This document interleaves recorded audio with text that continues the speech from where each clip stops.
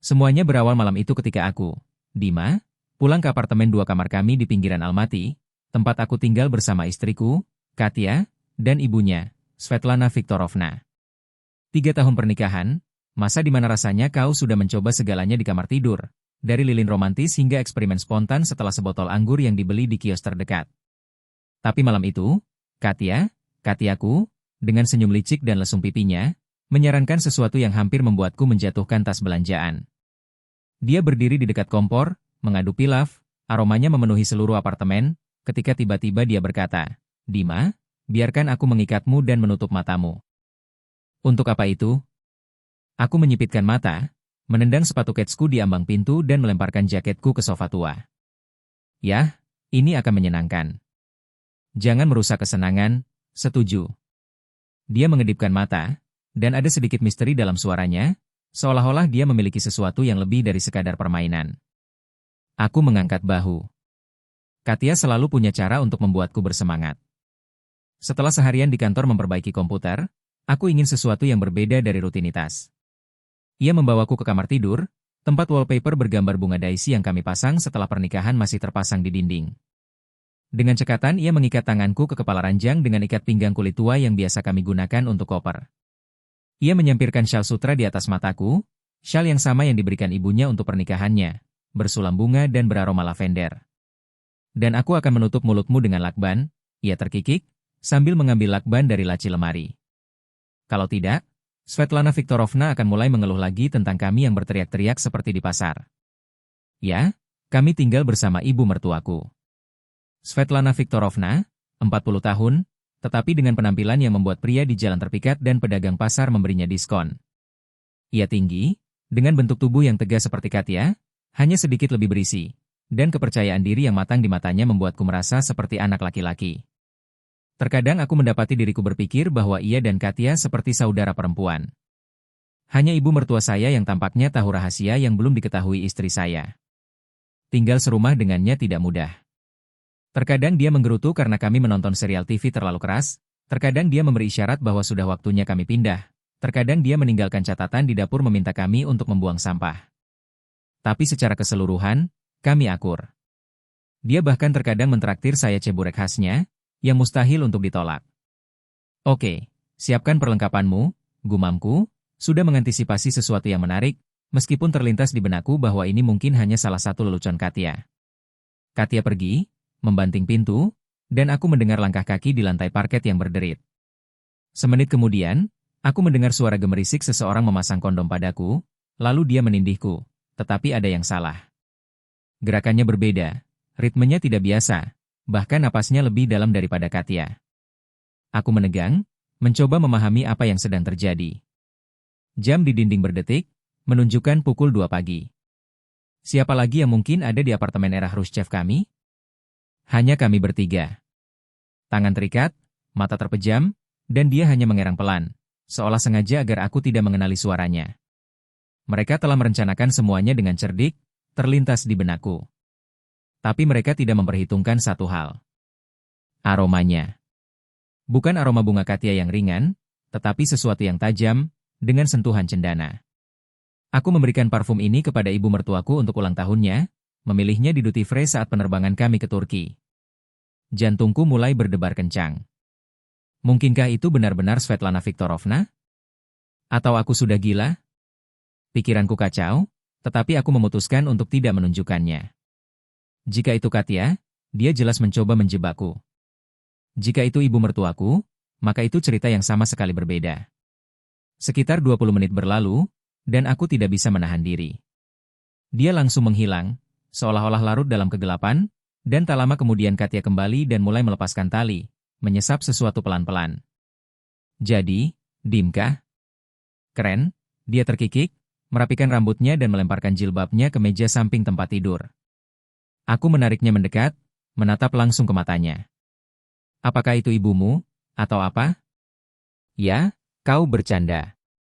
Pipinya memerah, tetapi aku melihat bahwa dia tidak terkejut, melainkan mencoba menyembunyikan senyum. Katya, jangan bohong. Aku ingat semuanya. Aroma parfumnya, gerakannya, ritmenya. Itu Svetlana Viktorovna. Dia ragu-ragu, menggigit bibirnya, lalu menghela napas, duduk di tepi tempat tidur. Oke, maafkan aku. Dia selalu menggerutu tentang kita yang berisik, tapi dia... Yah, kau mengerti maksudku. Dia juga menginginkannya.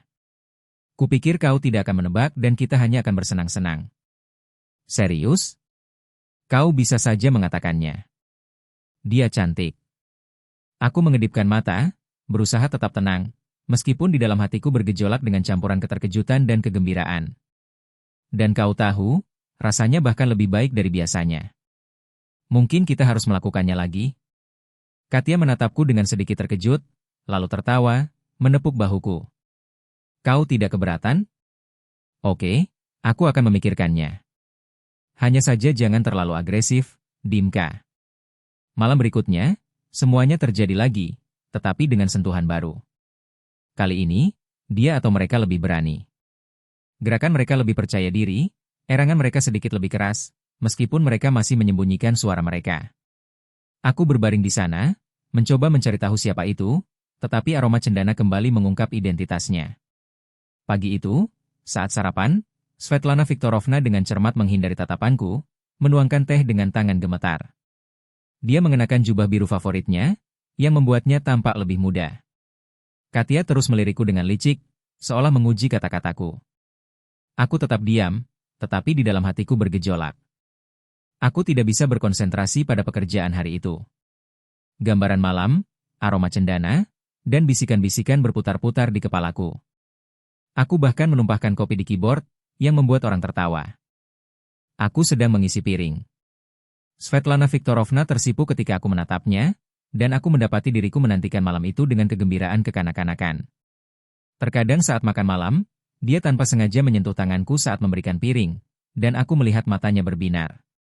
Suatu kali, ketika Katia pergi mengambil makanan lagi, ibu mertuaku berbisik, Dima, jangan beritahu siapapun tentang ini, ya? Aku hanya mengangguk, tetapi tersenyum dalam hati. Rahasia itu membuat semuanya menjadi lebih menarik. Beberapa hari kemudian, Katia, saat menuangkan borske saat makan malam, tiba-tiba berkata, Dima, bagaimana jika ibu bersama kita? Yah, terkadang. Aku hampir tersedak, meletakkan cangkir kompot di atas meja. Serius? Apakah ibu benar-benar serius sekarang? Ya. Ibu suka ibu menyukai ibu. Dan ibu melihat cara ibu memandang ibu. Katia tersenyum, dan ibu mertuanya hampir menjatuhkan sendoknya ke piring. Katia, ibu yang memulai, Svetlana Viktorovna, tetapi ibu memotong pembicaraannya. Ibu, jangan mulai. Kita sudah dewasa. Dan jujur saja, ibu tidak keberatan. Aku menatap ibu mertuaku. Wajahnya semerah tomat yang sedang diirisnya untuk salad. Tapi ada sesuatu di matanya yang mengatakan, dia tidak terlalu menentangnya. Kami membahas aturan baru itu saat makan malam, seolah-olah itu adalah pertemuan keluarga tentang renovasi. Svetlana Viktorovna duduk menatap piringnya, dan Katia terus mengoceh. Jadi, ibu akan bersama kita 2 kali seminggu. Tidak ada amatirisme, semuanya adil dan jujur. Dima, tidak ada tingkah laku seperti di dapur. Dan bagaimana jika aku ingin lebih sering? Aku bercanda, mengedipkan mata pada ibu mertuaku. Dia hampir melompat dari kursinya, tetapi kilatan muncul di matanya, dan aku menyadari dia juga ikut dalam permainan ini. Malam resmi pertama kami terjadi pada hari Sabtu. Kami makan pangsit, yang kami bertiga buat bersama, tertawa melihat bagaimana pinggiran pangsitku robek. Kemudian Katia membawaku ke kamar tidur dan menutup mataku sendiri, tetapi alih-alih memulai, dia duduk di sebelahku di tempat tidur, pegasnya berderit. Bu, ayolah, ibu tahu apa yang harus dilakukan, katanya, dan aku mendengar ibu mertuaku berdeham canggung. Aku merasakan tangan yang familiar, tetapi tiba-tiba berhenti. Itu bukan ibu mertuaku. Gerakannya terlalu tiba-tiba. Terlalu berlebihan. Katia, aku melepas jilbabku, hampir merobeknya. Mereka berdua berdiri di depanku, mengenakan lingerie rendah hitam identik, yang pasti mereka beli khusus di butik di Arbat itu. Kejutan? Katia terkikik, menyesuaikan tali branya. Svetlana Viktorovna menutup mulutnya dengan tangan, tetapi matanya berbinar seperti mata seorang gadis yang jatuh cinta untuk pertama kalinya. Kau serius? Aku tertawa, tetapi di dalam hatiku aku dipenuhi antisipasi. Apa yang terjadi selanjutnya adalah malam yang tak akan pernah kulupakan. Mereka seperti dua sisi mata uang yang sama. Katya, berani dan percaya diri, dengan kebiasaannya menggigit bahuku. Svetlana Viktorovna, lembut, tetapi dengan gairah tersembunyi yang terungkap setiap saat. Aku kehilangan jejak waktu, tenggelam dalam bisikan, tawa, dan kehangatan mereka. Pada suatu saat, Katya berbisik, "Jadi, Dimka, apakah kamu menyesal telah setuju?" Aku hanya terkekeh, karena aku kehabisan kata-kata. Aku terbangun karena aroma pankek dan kopi. Katya dan ibunya sedang mengobrol di dapur seperti teman dekat, membahas tempat terbaik untuk membeli daging di pasar dan apakah layak membeli kentang dari kakek tua di pojok itu. Ketika aku masuk, mereka berbalik dan tersenyum serempak. Kopi. Svetlana Viktorovna memberiku secangkir. Jari-jarinya sedikit gemetar. Aku mengambil cangkir itu, sengaja menyentuh tangannya. "Terima kasih, Ibu Mertua." Katya memutar matanya, mengoleskan selai pada pankek. Nah, sekarang dia akan benar-benar kurang ajar. 6 bulan telah berlalu. Hidup kami telah berubah. Pagi hari tidak lagi dimulai dengan kopi. Katya akan memberiku ciuman ringan dan bisikan. Ibu malu untuk mendekat duluan. Svetlana Viktorovna berdiri di belakangnya mengenakan jubah satin, merapikan rambutnya. "Selamat pagi, Nak," gumamnya, pipinya memerah dan meraih piring untuk menyembunyikan rasa malunya. "Bagus." "Apa?" "Hari ini tidak sesuai jadwal." Aku mengedipkan mata, sambil mengenakan kaos. Katya terkikik, menuangkan teh. Ibu berkata, "Kau terlihat sangat tampan dengan kaos itu kemarin." Saat sarapan, yang sekarang selalu untuk 3 orang, Katya tiba-tiba berkata, sambil menusuk mentimun dengan garpu, "Ayo kita sarapan bersama, kita bertiga, tanpa perban dan permainan mata-mata ini." Svetlana Viktorovna menjatuhkan garpunya di atas meja. "Katya, kau serius? Ini terlalu berlebihan." Tapi aku melihat bahwa dia tidak begitu marah, melainkan tersipu malu, dan jari-jarinya dengan gugup memainkan tepi taplak meja. Suatu malam, setelah kami bertiga menonton film Soviet lama, Katya menyarankan untuk mengadakan malam terbuka. Kupikir dia bercanda, tetapi dia sudah menarikku ke kamar tidur, dan Svetlana Viktorovna, meskipun menggerutu, mengikuti kami, sambil menyesuaikan jubahnya. Mereka berdiri di depanku, 2 wanita yang paling luar biasa. Katya dengan percaya diri melepas jubahnya. Memperlihatkan pakaian dalam rendahnya, Svetlana Viktorovna mengulanginya, tetapi tangannya gemetar. "Bu, tenanglah," bisik Katya, sambil membantunya melepaskan ikat pinggangnya. Saat mereka berdekatan, aku menyadari itu adalah hal terbaik yang pernah terjadi padaku. Malam berlalu dalam kabut.